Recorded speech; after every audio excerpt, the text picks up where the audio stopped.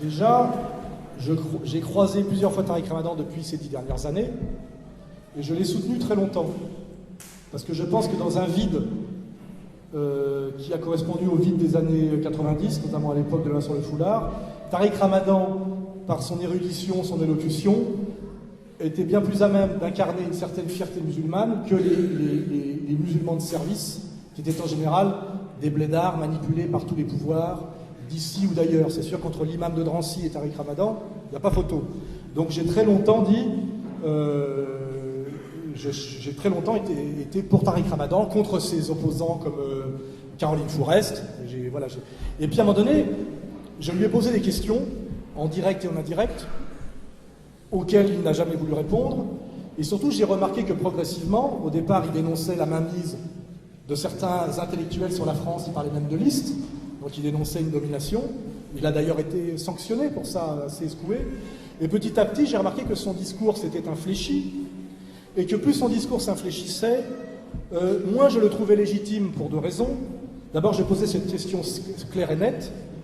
Les représentants des Français de confession musulmane sont toujours choisis de l'extérieur, et même quand on a l'impression qu'ils sont choisis de l'intérieur, ils viennent de l'extérieur. Il y a 7 millions en France de Français musulmans. Pourquoi cela fait maintenant 15 ans qu'il n'y a que Tariq Ramadan pour parler des musulmans français? Il n'est pas français. C'est quand même clair, non? Il ne vit pas en France, et il ne vit pas, c'est pas une question de théologie, c'est une question de stratégie politique et de vie quotidienne, il ne sait pas ce que vivre en général en tant que Français pauvre, puisque les musulmans sont socialement issus des classes inférieures, je ne parle pas des Saoudiens du Vésinet. Il ne sait pas concrètement ce que c'est que le rapport quotidien aux Français de souche dans une situation aggravée par la crise économique et manipulée.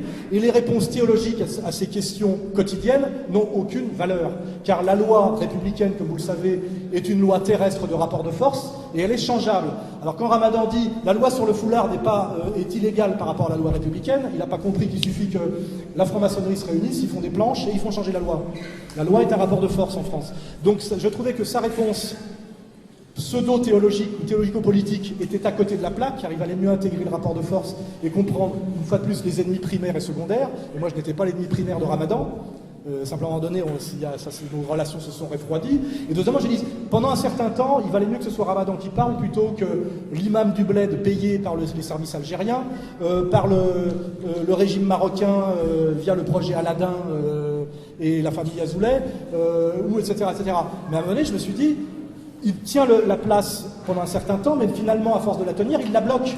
Parce que où sont les jeunes Français musulmans qui sont montés derrière lui pour enfin que les Français se disent il y a des Français musulmans qui parlent, ce ne sont pas toujours des étrangers qui parlent. Parce que le Français de base, il y a un piège. Quand on donne la parole à Tariq Ramadan, le Français de base, il dit oui, il est très fort ce dialecticien étranger qui représente finalement l'islam de l'étranger. C'est un petit malin, c'est un bon dialecticien. D'ailleurs, on ne comprend jamais quand il répond à une question ce qu'il voulait vraiment dire, tellement il est fort en dialectique. Je me dis finalement de choisir Ramadan pour parler au nom des musulmans, c'est pas lui qui choisit, on l'invite.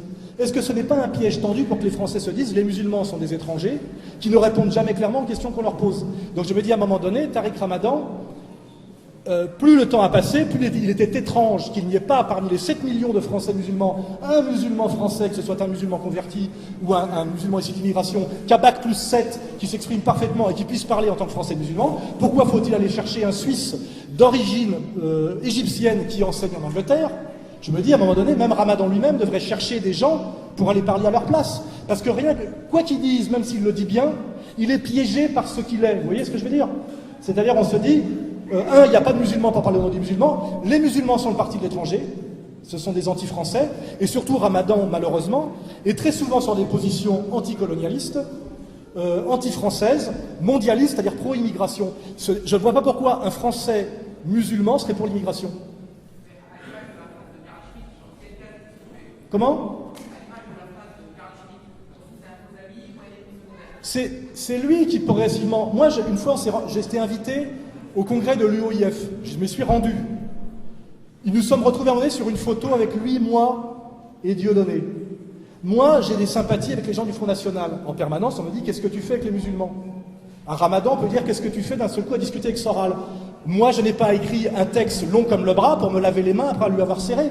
J'assume de rencontrer Ramadan, de lui parler. Lui a dit « J'ai rencontré Soral, mais c'est une erreur, je me suis lavé la main après lui avoir serré. » La dernière fois, moi j'ai défendu Chicha contre Caroline Fourest. Lui a fait un texte de solidarité avec Fourest contre Chicha au nom de la liberté de pensée voltairienne. Excusez-moi, Voltaire, pour moi, c'est pas une référence. Ni au niveau des valeurs, moi je suis rousseauiste, et au niveau de l'islam, je vois pas. Ramadan n'est plus le Ramadan d'il y a 10 ans. Il n'est plus le Ramadan d'il y a 10 ans parce que le contexte a changé et que maintenant il bloque une place alors qu'il aurait dû former des gens pour effectivement incarner les Français musulmans respectables et respectés par les Français. Alors pour l'instant, il bloque la place, il la garde. Et puis petit à petit, son évolution s'est quand même faite.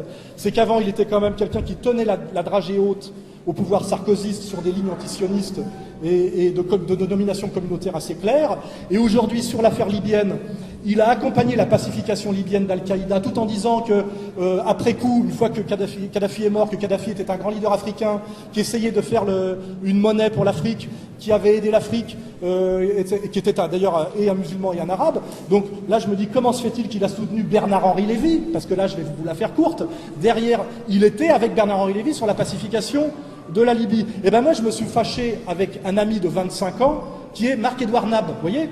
J'ai dit, on est en guerre et maintenant tu es de l'autre côté. Donc tu es mon ennemi. Parce que moi, je suis aujourd'hui contre la destruction impériale de la Libye, c'est fait. Et je suis aussi contre la destruction impériale de la Syrie.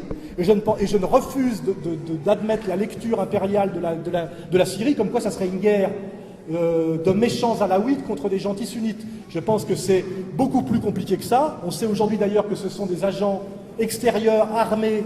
En fait, c'est la stratégie Al-Qaïda. Et malheureusement, Ramadan n'est plus le Ramadan d'il y a 10 ans.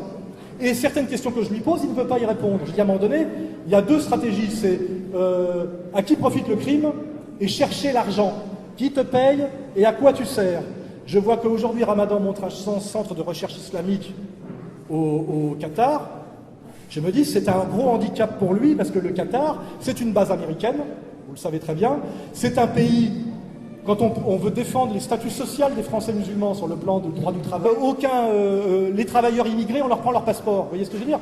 Comment, moi, si demain j'acceptais l'argent d'une dictature néo-nazie, vous voyez, vous auriez des problèmes avec moi. Je dis, Ramadan, à un moment donné, se met en danger lui-même quand il accepte l'argent des Qataris et qu'on ne me dise pas, oui, mais il a pris l'argent, mais il fait ce qu'il veut. On travaille toujours pour qui vous paye. Le professeur d'histoire le sait là-bas. Quand il est payé par l'éducation nationale, il est obligé de faire le programme officiel et s'il s'en éloigne, il sera viré. Donc Ramadan, quelque part, est pris, malgré lui, progressivement, dans une logique mondialiste à laquelle il est intégré, qui fait que de plus en plus, je le vois de moins en moins légitime pour parler des musulmans de France parce qu'il n'est pas français, et je le vois de plus en plus sur une ligne de collaboration musulmane au projet mondialiste, qui est peut-être des accords secrets ou pas secrets passés entre les frères musulmans et un certain redécoupage du Maghreb et du Moyen-Orient. Tout ça, on le constate par ce qui se passe en Égypte, ce qui se passe en Tunisie, etc. Et je vois que quand je lui pose ces questions, il dit « Soral est fou, il est complotiste ».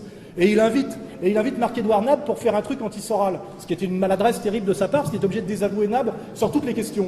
Je dis, moi, j'attends que Ramadan me réponde. Voilà, tu vois. Et moi, si vous regardez historiquement, je n'ai jamais attaqué ma Ramadan. Je le fais depuis quelques mois. Depuis 2002, je ne fais que le défendre, hein, y compris à l'intérieur du Front National, etc. Et j'ai toujours dit, je préfère avoir comme voisin Tariq Ramadan que Caroline Fourest. C'est-à-dire un type bien élevé, qui est d'ailleurs un concitoyen suisse, nous sommes citoyens de Genève tous les deux, bien élevé, cultivé, et charmant d'ailleurs physiquement, qu'une lesbienne hystérique payée par Bernard-Henri Lévy pour m'emmerder, vous voyez. Donc effectivement, entre Ramadan et Caroline Fourest, je choisis Tariq Ramadan. Mais quand je vois lui que dans le même temps, entre Chicha et Caroline Fourest, il choisit Caroline Fourest, je me dis, est-ce qu'il n'a pas perdu un peu de liberté par rapport à avant? Est-ce qu'il n'est pas coincé par certaines alliances qu'il a passées, etc. Parce que je sais que sa chaire d'islamologie à Oxford est payée par le Qatar. Et puis je me dis à un moment donné, quand je m'intéresse à l'islam profondément, je lis et j'écoute Cheikh Imran Hussein. Je dis, Cheikh Imran Hussein est un théologien musulman. Tariq Ramadan est un islamologue. Un islamologue, c'est pas un musulman. Un islamologue, c'est quelqu'un qui, avec les outils de la laïcité occidentale, étudie l'islam comme on dissèque une souris. Je veux dire, comment est-on islamologue et musulman? À un moment donné, il faut choisir. C'est comme un juif laïque. Je ne crois pas aux juifs laïcs et je ne crois pas aux islamologues musulmans. Et je trouve, moi, que Tariq Ramadan, en mon âme et conscience, parce que je suis un mystique et en même temps un intellectuel, c'est un politique pur. C'est un politique pur qui a une logique et qui a une stratégie. Et à un moment, dans sa logique et dans sa stratégie, il me semble qu'il est antinational, il est antinationaliste, il est pro-immigration et il est pour perpétuer le malaise post-coloniale. Je le vois assis à côté d'Ouria Boutelja à Bobigny, et assis à côté des leaders de Alain Grèche du monde diplomatique. Alain Grèche, Vidal, etc. Vous voulez que je vous fasse remonter tout le logiciel du monde diplomatique de Vidal et de Grèche? Donc je dis, c'est Tariq Ramadan qui a bougé. Ce n'est pas moi. Moi, je suis resté le même en face de lui. Et lui, il ne croise de moins en moins mon regard. Il dévie. Et moi, je fais remarquer, mais je fais remarquer aussi pour Marine Le Pen. J'ai dit, Marine Le Pen, avec l'affaire Mera, tu as raté le deuxième tour de la présidentielle. Tu es tombé dans tous les pièges de l'amalgame. Délinquant, musulman, immigré. Voilà, c'était un piège qui a été tendu, elle est tombée dedans. Et moi, je passe beaucoup de temps à critiquer le Front National.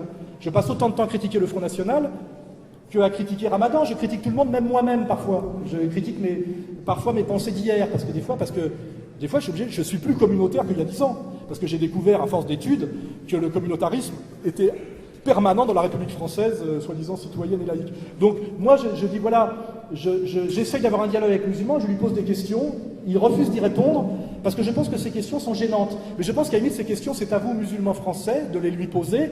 Est-ce qu'aujourd'hui, Ramadan ne joue pas plus une carte de l'islam dans une logique internationale, voire mondiale, qui est peut-être la logique des frères musulmans? Et est-ce que cette logique globale est l'intérêt des musulmans français? Je pense qu'en ce moment, ces deux stratégies, défendre le français musulman ou défendre une logique de la place de l'islam dans le processus mondialiste, ce sont deux logiques qui rentrent en confrontation. Or vous, votre intérêt c'est quoi? C'est de défendre le musulman français au quotidien ou de défendre une certaine stratégie d'une participation d'un islam mondialiste à un processus de mondialiste?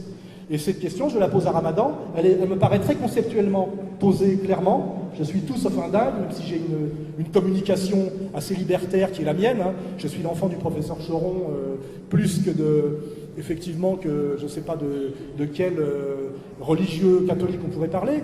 Donc évidemment, j'ai une forme d'expression parfois outrancière et provocante, mais là, je vous ai sorti une analyse conceptuelle assez rigoureuse. J'aimerais que point par point, Tariq Ramadan y réponde, mais c'est pas à moi qui dois répondre, parce qu'à la limite, je m'en fous. C'est à vous qui doit répondre.